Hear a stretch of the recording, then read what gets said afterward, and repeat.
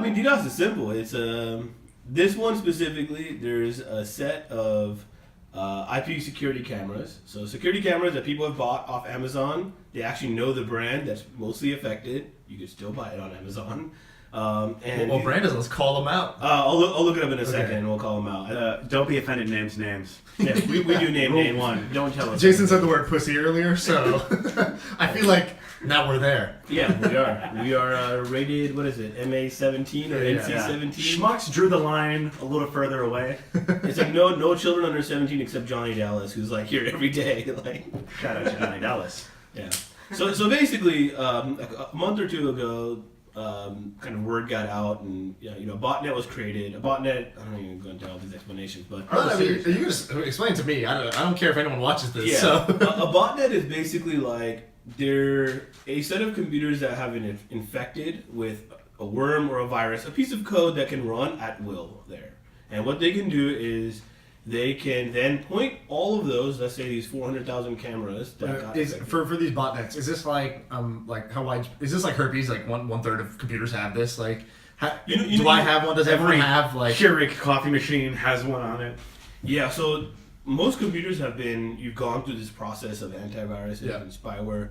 It happens a lot, and that's why you should update. Like a security update is real. It's not just annoying. Like, you know when an iPhone kind of cuts you off, like your phone starts crashing and stuff like that? I think that they just do that to force you to update because you need it. Like, you have to kind of like get the fixes. And things come out every day. There's issues. So if there's issues, somebody infects your computer, you don't update, that exists, you're part of a botnet.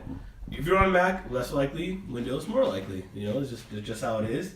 But the thing that's happening now is like connected refrigerators. Connected refrigerators, IP cameras, and a couple of other devices. There's been some vulnerabilities found in these devices where they have now become a botnet. And IP cameras are unique because this device is intended to be put somewhere, and then somebody remote needs to watch video. So generally they're put with good bandwidth situations. So now there's 400 high bandwidth connected devices that can be pointed at anything. Just 400 or 400,000? Sorry, 400,000. 400,000, and what they can do is they can literally say, this service, we're going to point all of that traffic at you and basically flood somewhere around 900 gigabits is like the max, or 700, 800, 900 gigabits is what we're reaching now. The crazy part is like 2 or 3 months ago, the biggest one that people had seen was 150 gigabits. It wasn't like, we looked this up earlier this year, and it was like, 100, 127. So we dealt with a few DDoS issues of our own. So we'll not talk about that one too much. But Who can handle a DDoS attack at that size? I think there's probably a couple. Not Twitter, companies. obviously, right? Well, so Twitter. It wasn't even Twitter, right? No, it wasn't like Twitter. They relied on a service called DNS, DYN, and they were targeted. And this year there have been a lot more DDoS attacks, and they've been sophisticated where. They used to be called amplification attacks, where they point them at other machines, which are then triggered at here. So it's like 400,000 point at 4 million other machines that cause them to then kind of do this. So you don't understand where it's coming from. It's just really broad. And what's been happening now is they do these attacks. This is like the digital doorbell ditch, basically. This is like it's like a non-stop doorbell ditch. So I got a good analogy for this. You don't know if it's real traffic. So now what's happening is a doorbell ditch happens. You open the door, they blow out your back door. Oh my god, it's like drinking out of a fire hose. But you have to open the door sometimes because it's a real user coming, right? It's a real customer right? sometimes. So like literally, here's what happens. Like this happened to our DNS provider earlier this year, where they had an amplification attack. They mitigated it.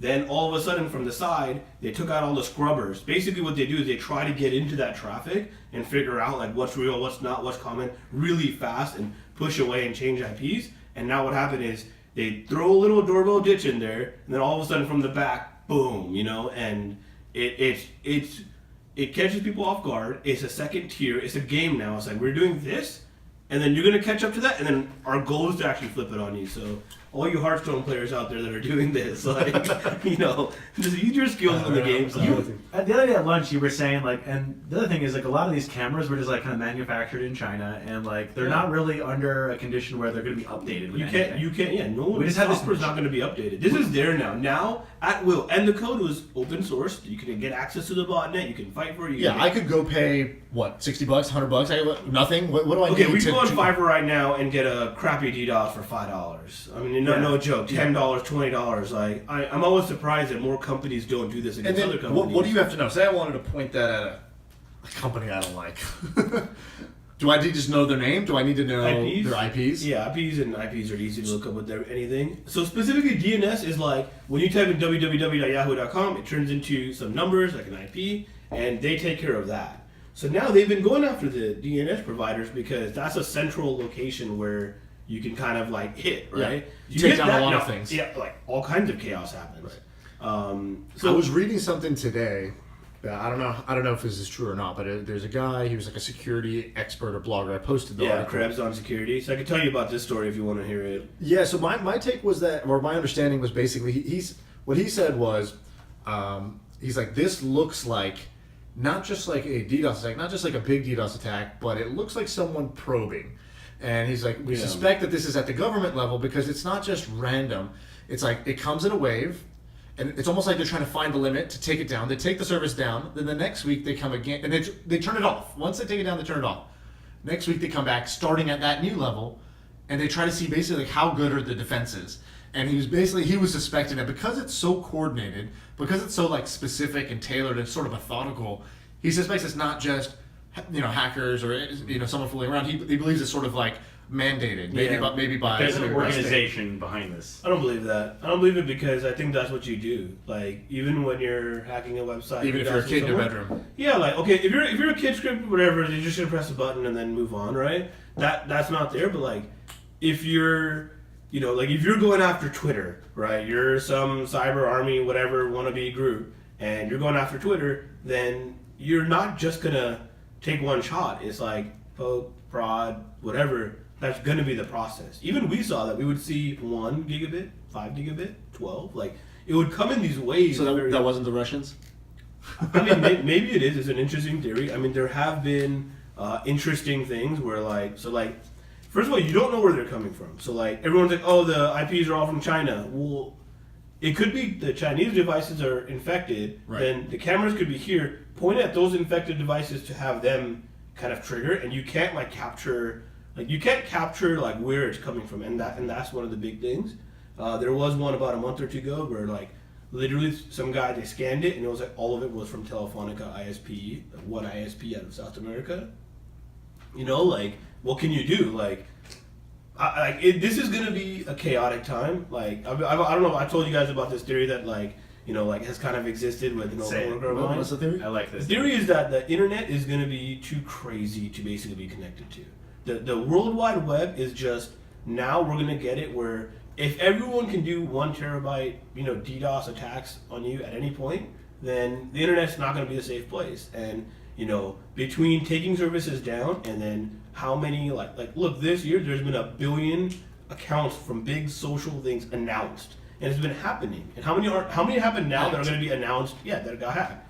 How many are happening this year that are going to get announced in 2 years, like the ones that happened 2 years ago or 4 years Yahoo ago? lost 1 billion accounts. Yahoo, Tumblr, LinkedIn, that's everyone, right? We just don't know. I mean, somebody said Credit Karma today had a big issue. Credit Karma was down because of this today. Yeah, but you also get companies like Sony get hacked, and you see all their corporate intel. The Democratic Party's getting hacked. It seems like there's 2 things that are at some point the system is now broken, and we now need a new system, which is basically when company emails are getting hacked like crazy, like Sony or even the DNC or Hillary's emails, whatever it may be. If your emails are not safe, you're going to need a new solution besides email. And then the second thing is, once all my info is out, my social, my address, my credit card numbers, my everything. Mm-hmm. The old system for identity and security, that's not working anymore. No, we were talking at lunch about how we need to declare bankruptcy on this chapter of the internet. The first chapter of the internet is we made all these cool services. They all have 1 million backdoors. Okay, great. We put all of our value. This generation of users got on board the internet, validated that the internet was a great thing, all these cool use cases, but we just kind of left our value there to grab for a future generation. And now that generation of users is here, or computational power is here. It's all up for grabs. So we have to declare bankruptcy on it. We have a new security has to be put in place, transition to new systems of communication. What does social security numbers mean Things anymore? don't change like that, right? Like if you're in San Francisco, there's a bad street. It's not like you don't go down the street. You're kind of a little careful. Your phone's in your pocket.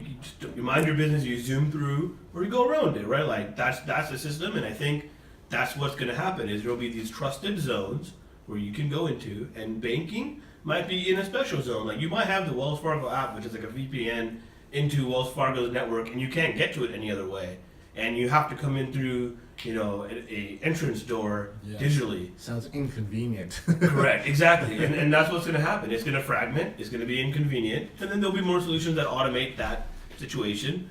But there's always this fight between advertisers and data, and kind of the other side of the world, which is like the people who want to extract that and then use it for kind of like, let's say, misfortune or whatever.